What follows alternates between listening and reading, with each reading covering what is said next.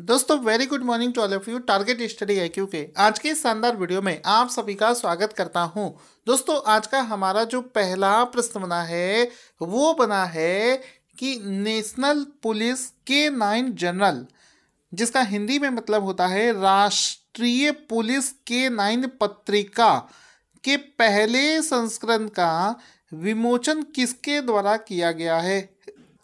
तो पहले तो इसका आंसर आप समझ लो। इसका आंसर हो जाएगा कि माननीय होम मिनिस्टर अमित शाह जी के द्वारा। अमित शाह इसका राइट आंसर हो जाएगा। अमित शाह जी के द्वारा इस पत्रिका को हाल ही में लॉन्च किया गया है। अब उसके बाद में ये चीज़ बिल्कुल दिमाग से मत निकालना कि जो पत्रिका है इसको पहली बार लॉन्च किया जा रहा है। इस पत्रिका का ये पहला संस्करण है। इस वजह से आपसे एग्जाम में ये भी पूछा जा सकता है कि इस पत्रिका के कौन से संस्करण को हाल ही में लॉन्च किया गया है। तो इस पत्रिका के पहले संस्करण को हाल ही में लॉन्च किया गया है। इसके अलावा अगर इसका एक फ़ोटो हम लोग देखेंगे तो हमको और अच्छे से समझ में आएगा। इसमें आप देख सकते हो माननीय अमित शाह जी जो हैं वो इस पत्रिका को लॉन्च करते समय का फ़ोटो आप देख सकते हैं। लिखा है Amit Shah releases national police K9 general, यानी कि पत्रिका को लॉन्च किया है। एक दूसरा व्यू आप यहाँ पर देख सकते हैं। इस पत्रिका को हाथ में लिए हुए अमित शाह जी ने इसको लॉन्च किया है। ठीक है, तो आई होप आपको अब अच्छे से समझ में आ गया होगा। करंट अफेयर्स का नेक्स्ट क्वेश्चन बना है कि हाल ही में चर्चा में चल रही मिस्ड कॉल सुविधा किस चीज़ से संबंधित है। तो इस समय चर्चा में चल रही है जो मिस्ड कॉल सुविधा है ये संबंधित है सिलेंडर बुकिंग से संबंधित। तो ऑप्शन नंबर डी इसका राइट आंसर हो जाएगा। दोस्तों आपने भी अपने घर में नोटिस किया होगा, पहले जब आप गैस का सिलेंडर लेते थे तो आप क्या करते थे, जो भी आपके आसपास में गैस का डिस्ट्रीब्यूटर है उसको फ़ोन किया कि घर का सिलेंडर ख़त्म हो गया है और आप वहाँ पर जाकर सिलेंडर ले लेते थे। आप अपने कूपन में से एक कूपन उसको निकाल कर दे देते थे। अभी थोड़ा सा रूल चेंज हो गया है। अब अगर आपको सिलेंडर लेना हो, कभी आप लेने गए हो तो देखना अब क्या करना होगा कि आपने सिलेंडर जो बुक कराया है कि नहीं, ये वो होकर आपसे पूछेगा। तो इसके लिए क्या करना होगा, आपको मिस कॉल देना पड़ेगा एक नंबर पे। वो नंबर मैं आपको नोट करा देता हूँ, उसी का इस्तेमाल करके आप सिलेंडर बुक कर सकते हो। तो जब आप अपने रजिस्टर्ड मोबाइल नंबर से इस नंबर पर 8454955555 इस नंबर पर मिस कॉल करेंगे तो आपका सिलेंडर बुक हो जाएगा। और जिसका सिलेंडर बुक होगा सिर्फ उसी को सिलेंडर मिलेगा। और अगर आपने सिलेंडर बुक नहीं कराया है तो आपको सिलेंडर नहीं मिलेगा। तो ये मिस कॉल नाम से एक अभियान हाल ही में अभी चलाया गया है। इसको ज़्यादा से ज़्यादा प्रमोट किया जा रहा है। अब इसमें एक और क्वेश्चन बन सकता है कि ये जो मिस कॉल सुविधा है इसको लॉन्च किसने किया है। तो हाल ही में जो पेट्रोलियम मंत्री हैं जिनका नाम है श्री धर्मेंद्र प्रधान, उन्होंने भुवनेश्वर में इस मिस कॉल सुविधा को लॉन्च किया है। दोस्तों हाल ही में इंडियन ऑयल ने इसके बारे में सब कुछ अनाउंस किया है। तो इंडियन ऑयल के बारे में समझ लेते हैं। इसकी स्थापना 30 जून 1959 को करी गई थी। इसका मुख्यालय नई दिल्ली में है और इंडियन ऑयल के चेयरमैन का नाम है श्रीकांत माधव वैद्या।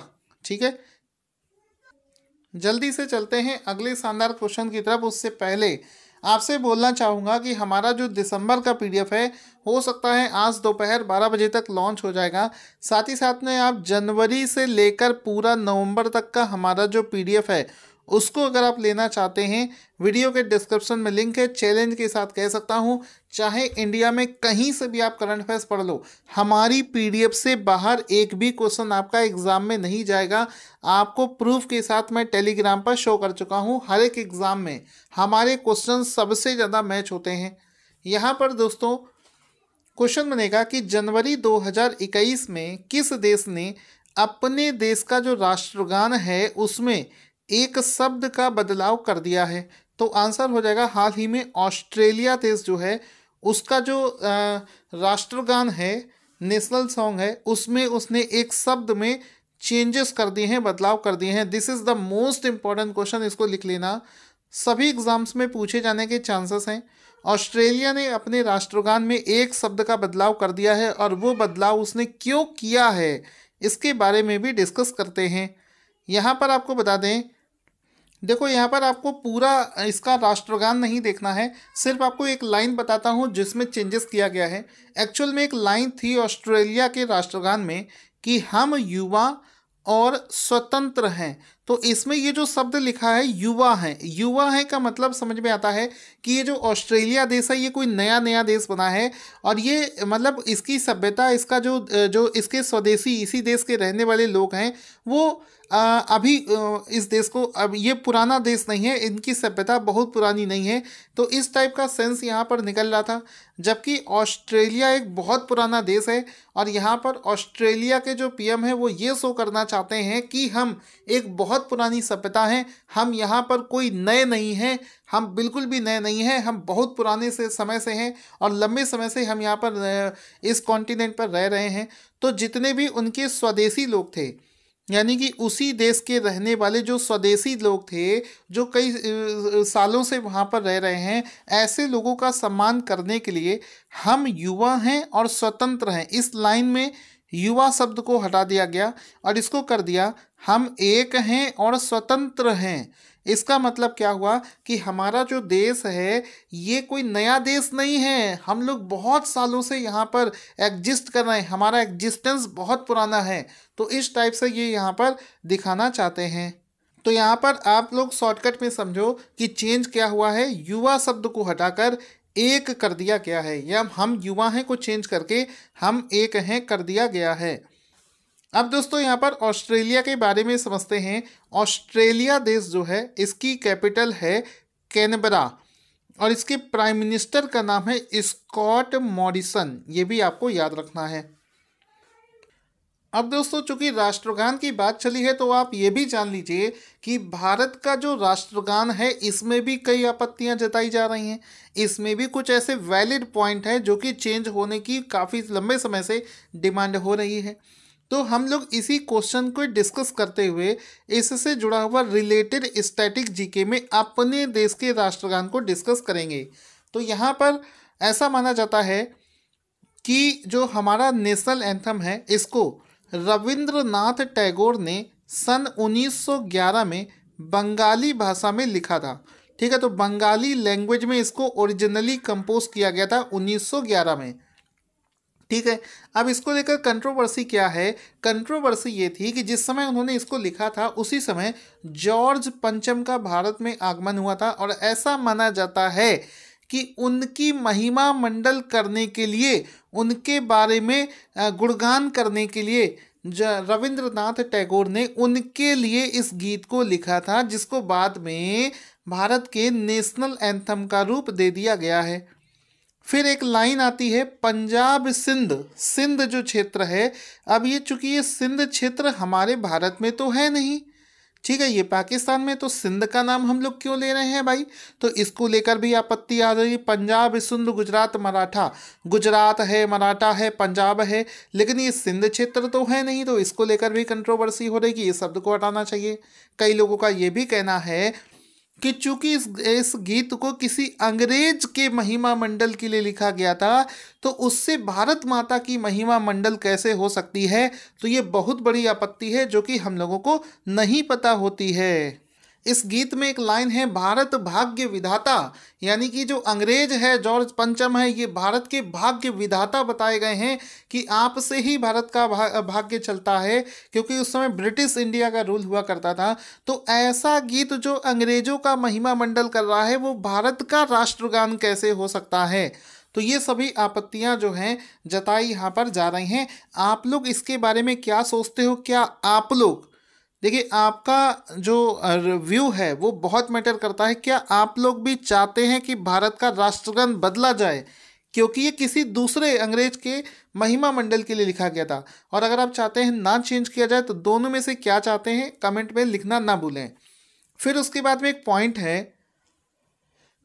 कि 24 जनवरी 1950 को सबसे पहले इसके हिंदी संस्करण का, चूँकि ओरिजिनली ये बंगाली भाषा में था, इसके हिंदी संस्करण का संविधान सभा के द्वारा इसको एक्सेप्ट किया गया था, अपनाया गया था ऑफिशियली 24 जनवरी 1950 को।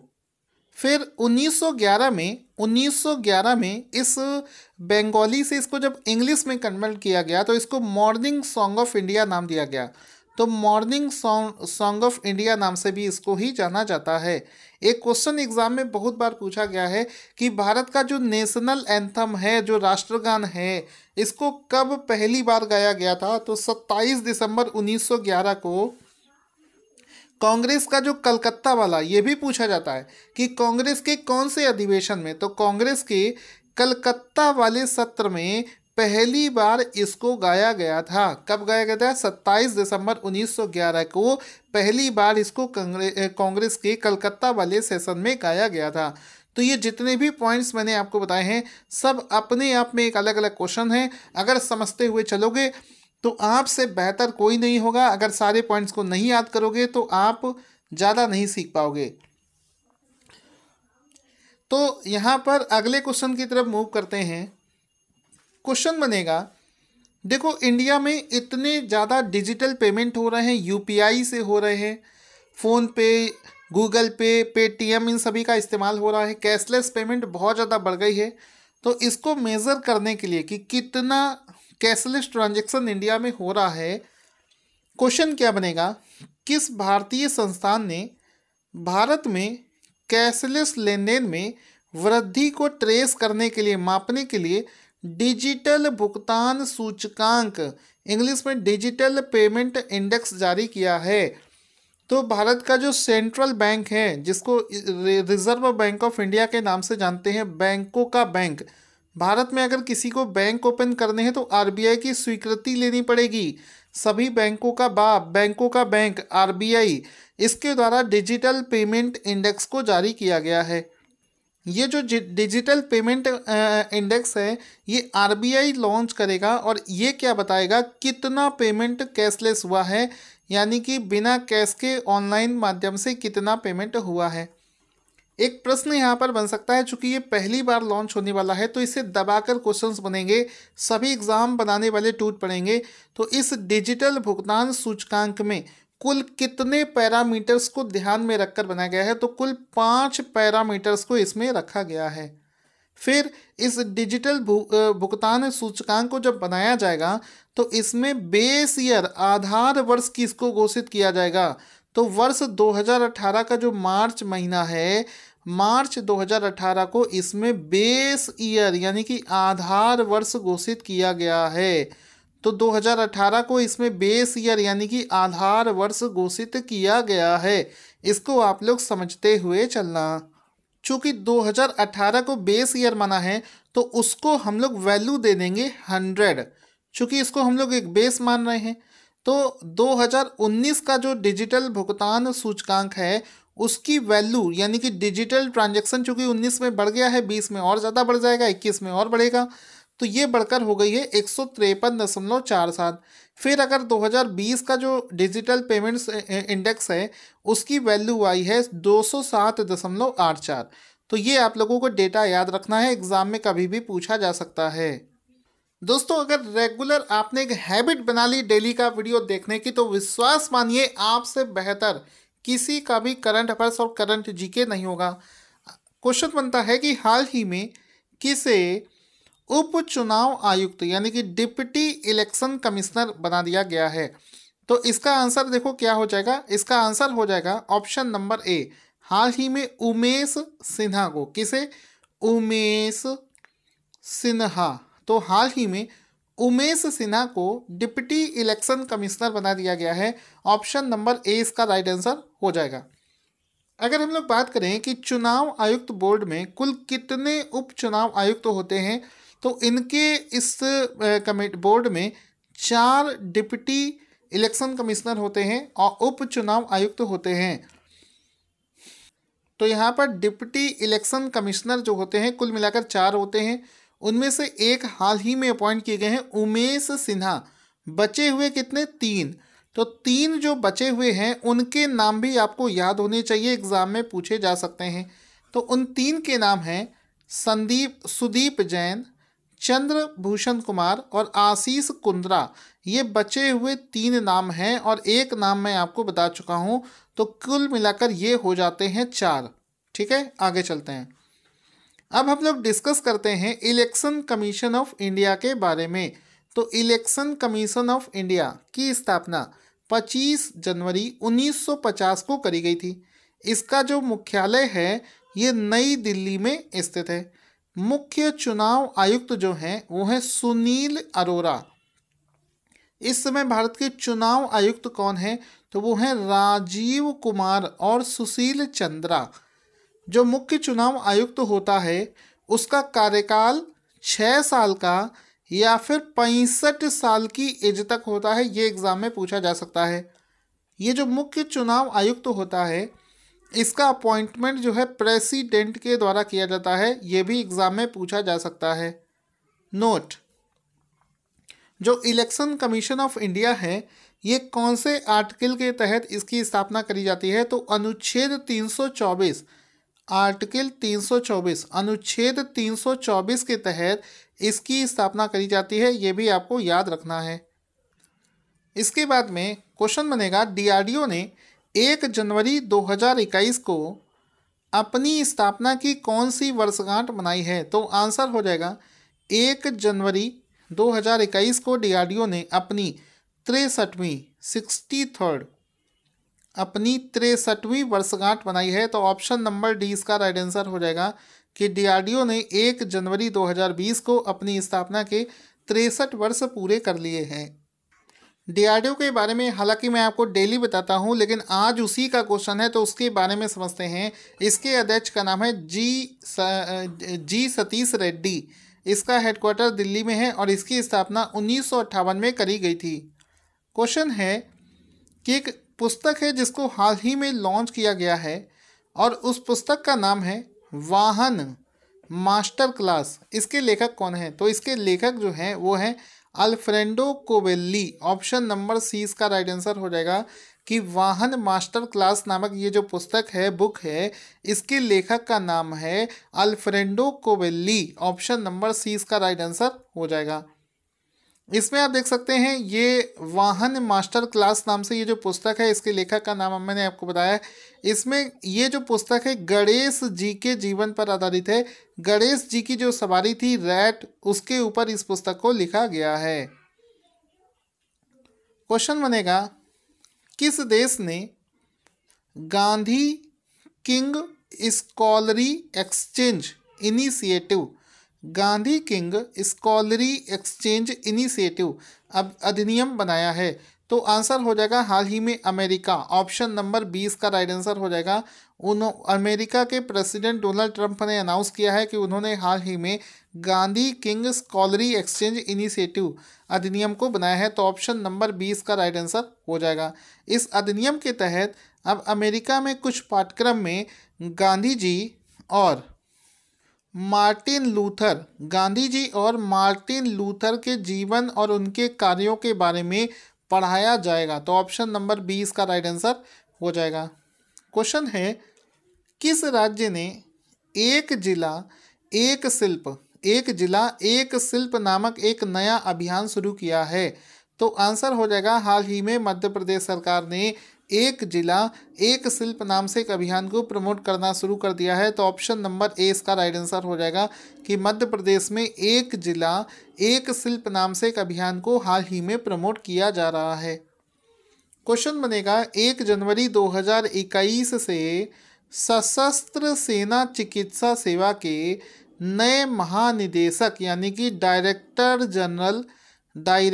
General of armed forces medical services किसे नियुक्त किया गया है, तो आंसर हो जाएगा कि इसमें देखो राइट आंसर यहाँ पर हो जाएगा option number A vice admiral Rajat Datta इसका राइट आंसर हो जाएगा, जिसको कि director general of armed forces medical services AFMS जो है ये अपॉइंट कर दिया गया है, तो वाइस एडमिरल रजत दत्ता इसका राइट आंसर हो जाएगा। तो ऑप्शन ए इसका राइट आंसर हो जाएगा। अब हम लोगों ने जितने भी क्वेश्चंस किए उसका फटाफट से रिवीजन कर लेते हैं। पहला है कि एक पत्रिका है जिसका नाम है नेशनल पुलिस K9 जर्नल। इसको किसने इसको लॉन्च किया है? तो इसको अमित शाह जी ने लॉन्च किया था। फिर था कि मिस्ड कॉल सुविधा किस चीज़ से संबंधित है? सिलेंडर बुकिंग से संबंधित है। नंबर आपको लिखा दिया है, घर में कभी भी आपके मम्मी पापा बोले सिलेंडर बुक कर दो तो जल्दी से इस नंबर को नोट कर लो, इस पर मिस कॉल देके बुक कर देना। फिर उसके बाद में है जनवरी 2021 में किस देश ने अपने राष्ट्रगान में एक शब्द का बदलाव किया है? तो ऑस्ट्रेलिया इसका राइट आंसर हो जाएगा। फिर क्वेश्चन है डिजिटल पेमेंट इंडेक्स हाल ही में किसके द्वारा लॉन्च किया गया है? तो आरबीआई इसका राइट आंसर हो जाएगा। फिर है कि डिप्टी इलेक्शन कमिश्नर किसे बनाया गया है? उमेश सिन्हा को बनाया गया है। फिर उसके बाद में चलते हैं डीआरडीओ का हाल ही में कौन सा स्थापना दिवस मनाया गया है? तो 63वां मनाया गया है। एक पुस्तक है जिसका नाम है वाहन मास्टर क्लास। इसके लेखक कौन है? तो अल्फ्रेडो कोबेल्ली इसका राइट आंसर हो जाएगा। फिर एक पुस्तक है किस देश ने गांधी किल स्कॉलरी एक्सचेंज इनिशिएटिव को शुरू किया है? तो अमेरिका इसका राइट आंसर हो जाएगा। किस राज्य में एक शिल्प एक जिला नाम से एक नए अभियान को शुरू किया गया है? तो मध्य प्रदेश इसका राइट आंसर हो जाएगा। Director general of armed forces medical services किसे अपॉइंट किया गया है? तो वाइस एडमिरल रजत दत्ता इसका राइट आंसर हो जाएगा। दोस्तों इसके बाद में आज का क्वेश्चन जिसका आंसर आप सभी को देना है, क्वेश्चन है कि 1 जनवरी 2021 को Steel Authority of India Limited SAIL की पहली महिला अध्यक्ष के रूप में किसे अपॉइंट किया गया है? ऑप्शन नंबर इसका क्या सही होगा लिखकर बताएं। Thank you for watching this video. Once again इस वीडियो को ज़्यादा से ज़्यादा लाइक और शेयर करना ना भूलें।